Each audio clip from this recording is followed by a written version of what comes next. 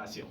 Donc, parce que je ne suis pas encore habilité à le faire, parce que vous ne m'avez pas demandé de dire, donc qui peut faire la formulation. C'est ça la conformité, non? Un anglophone et un français. Un anglophone et un français. All right, let me start. I want to know what the Senegalese president has told the Pan-African Son that whom we are.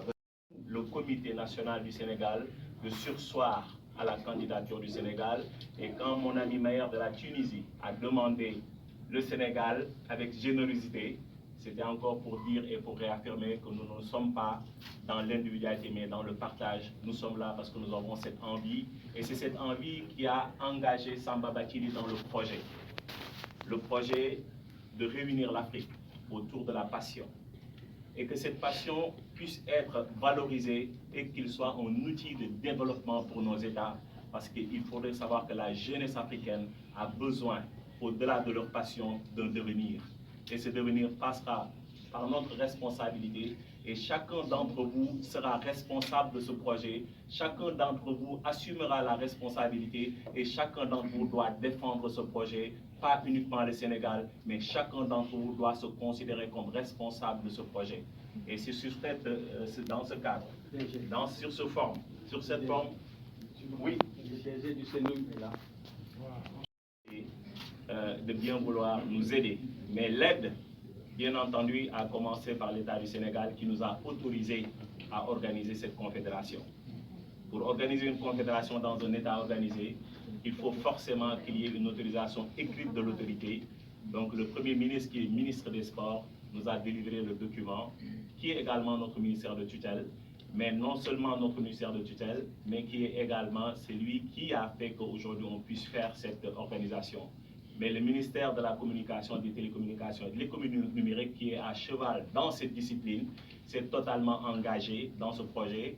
Et j'en profite pour dire merci également à M. Cheikh Bahoum, qui est le directeur général de Sénégal Numérique, la société gouvernementale de l'État du Sénégal qui s'occupe entièrement de tout ce qui est question de numérique et de digitalisation et de développement, qui a tenu aussi à venir participer et donner également son poids et sa contribution.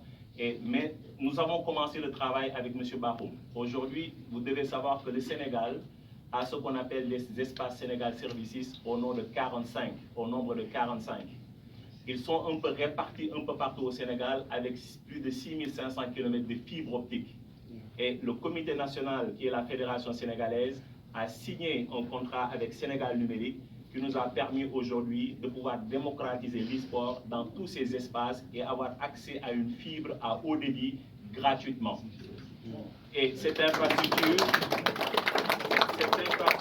aujourd'hui va nous aider à développer de manière inclusive cette discipline au niveau du Sénégal. Et nous l'avons aussi parlé de ce projet parce qu'une confédération, et le même cas pourra être porté par des acteurs comme lui, qui est notre premier partenaire quand on a voulu lancer. Et c'est une occasion pour le remercier, pour vous dire également son engagement, parce qu'au-delà de ça, nous allons avoir besoin de toutes les forces. C'est un peu ça le contexte, pour ne pas être long. M. Samba Bathily a eu l'exposé de ce qui a été dit. M. Bathily, c'est une demande de l'Afrique, pas une demande du Sénégal. Nous n'avons pas promis, nous n'avons rien promis. Quand vous nous donniez les moyens de faire, on ne l'a jamais fait, il ne nous l'a jamais demandé. Pourquoi je parle comme ça? C'est pour être le plus explicite et le plus clair possible. L'Afrique vous demande, et vous m'avez dit un jour, Aladji, président, quand l'Afrique me demande de suis au rendez-vous, je ne suis pas dans les individualités. Donc l'Afrique lui a demandé, il était là, c'est l'Afrique qui vous demande encore de continuer le chemin, de continuer à travailler, de continuer à pousser l'Afrique. Sorry, before he responds, I think as an observer, ça mérite des applaudissements. J'ai eu à vous suivre justement ces 2 derniers jours. J'ai vu la volonté que vous avez mise dans les efforts, mais surtout la passion. Et on n'arrive à rien sans passion. Vous l'avez prouvé et vous êtes arrivé à un résultat. J'espère que cette demande-là que vous faites va arriver à son terme. Mais avant toute chose, je voulais juste dire une chose. Par les temps qui courent, où on parle de panafricanisme, vous venez de le prouver. Vous venez de le prouver. va se réunir et va atteindre ses objectifs ensemble. C'est très important et vraiment, je tenais vraiment une fois de plus à vous remercier et aussi à dire merci à tous les partenaires qui ont permis que ces travaux puissent naître et puissent se dérouler dans les meilleures conditions possibles. Bravo à vous et je reste persuadé que le meilleur reste à venir. Kiba dit une fois de plus encore merci et surtout aussi merci à Samba et que ces efforts que vous avez consentis finiront par être largement récompensés. Je vous remercie.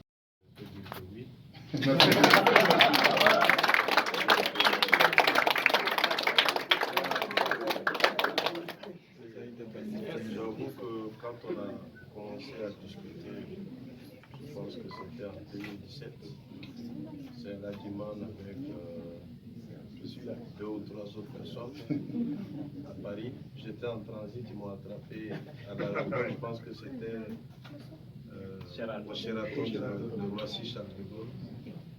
Et on a eu à discuter de ça. Bon, j'ai dit que moi je suis ouvert. Tout ce qui peut amener à développer l'Afrique ou la jeunesse, je suis partant. Et dans ce e-game, ce gaming, je vois aussi la formation. Parce que l'un des défis de notre continent, c'est cette population de jeunes. Et qui parle de jeunesse, parle de formation. Et on sait aussi que le plus grand challenge que l'Afrique a, et cette population grandissante de jeunes qu'il va falloir occuper. Parce que, comme je le dis tout le temps, si on ne s'occupe pas de la jeunesse, elle va s'occuper de nous.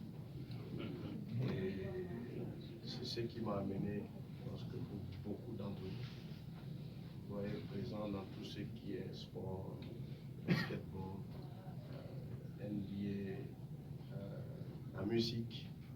Parce que quelque chose aussi, j'ai remarqué que si on veut que la jeunesse s'engage, il faut l'amener dans ce qu'elle aime.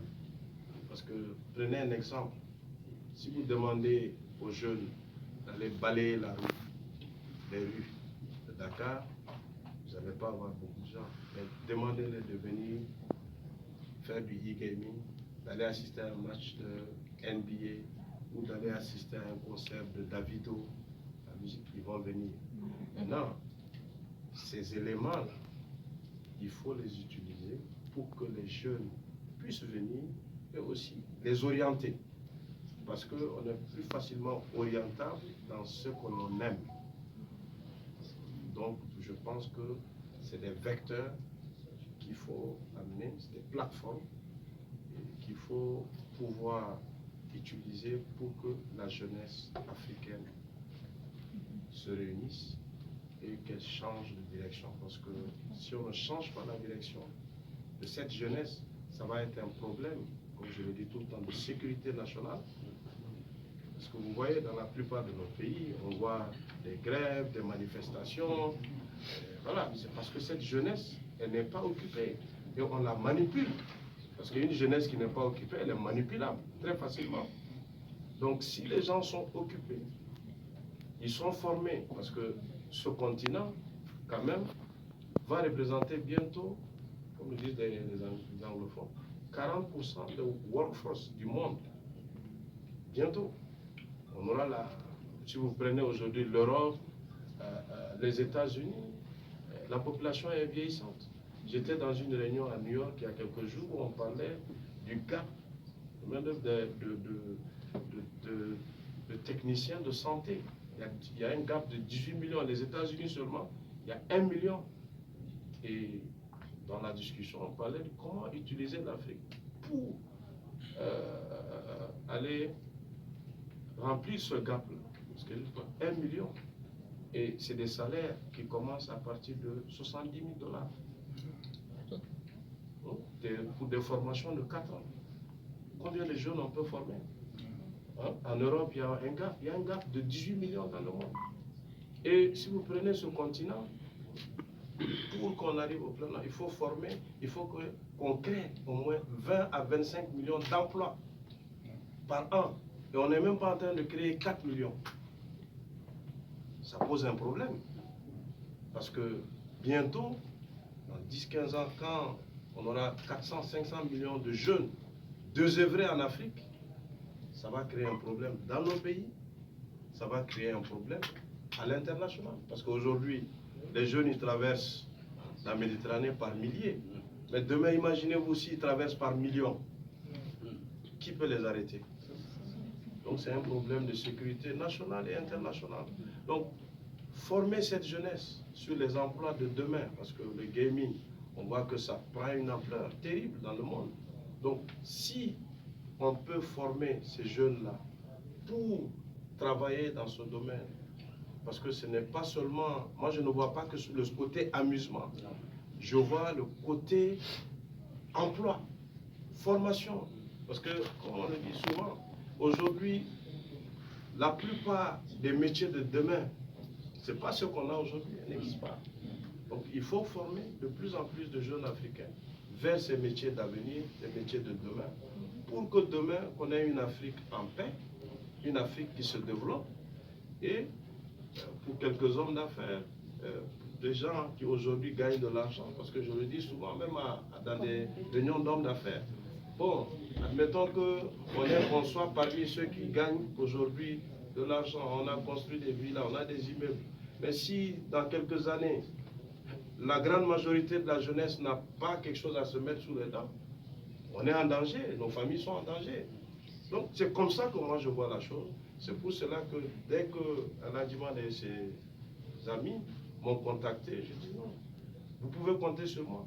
Et depuis ces années, ils peuvent le dire. J'ai toujours été présent quand il le faut. Et sans lui, parce qu'on n'en a pas besoin. Ce que je fais, je le fais pour moi, pour ma descendance et pour le continent. Voilà. Donc, je ne peux dire que oui.